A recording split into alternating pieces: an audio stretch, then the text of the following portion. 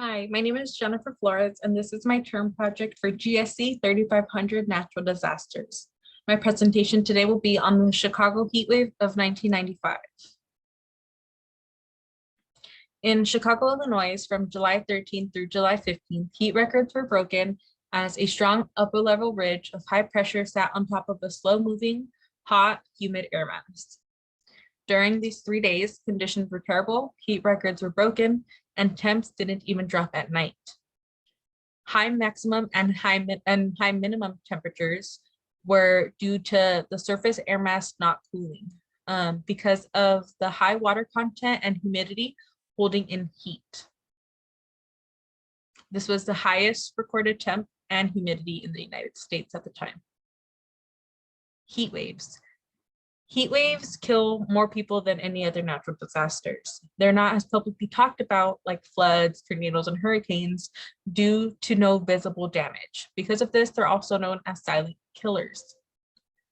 The heat wave temperatures are associated with high pressure conditions. For it to be considered a heat wave, it needs to last longer than 2 days. And during this time, there is an increase of heat-related deaths and illnesses appearing. Impacts of the heat wave.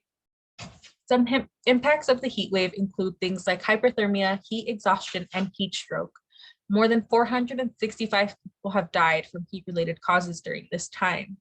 For it to be considered hypothermia, the body temperature does have to go over 104 degrees Fahrenheit. And because of the heat wave that was going on and the high humidity that was happening as well, the bodies were not able to precipitate like normal. The high humidity combined with the exposure to excessive heat and sun led to ultimately heat exhaustion, heat stroke, and then death. Some warning signs that I included were high body temperatures, mental confusion, fainting, dry skin, and a slow or rapid heat pulse. So why was it so bad? In Chicago, high minimums and high maximums and the urban heat island effect contributed to a lot of that hot weather that they couldn't take. In Chicago, normal temperatures were anywhere from 84 to 85, and at night even cooler, 63 and 64 degrees. During this heat wave, temperatures were well over 100 degrees, and the hot air and the dew points were creating a high heat index value as well. It was over 110 degrees. The urban heat island effect is something that happens where cities, usually big cities like downtown, create their own weather, for instance. In the case of Chicago and in the image provided, it shows that rural areas, commercial areas, rural farmlands, and parks have lower temperatures compared to downtown cities. And this is what happened in Chicago as well. The lack of access to air conditioning or a place to cool down was a very large reason to the deaths that were happening. The elderly were more affected as well due to age and being more feeble and such. That combined with the lack of cool areas for them to stay in contributed to a lot of elderly deaths and safety issues. A lot of people didn't want to sleep with their windows open or didn't want to sleep outside because they just didn't feel safe.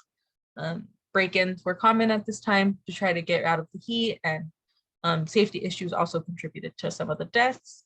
And an interesting fact that I want to point out is that more than half of the deaths of the heat wave were people that were found in their top floor building rooms. The top floor is where heat tends to build up, and that's where more of the deaths were found in the top floors of their buildings. These are my references. I used the Natural Disasters textbook, the 11th edition. And thank you for watching my presentation.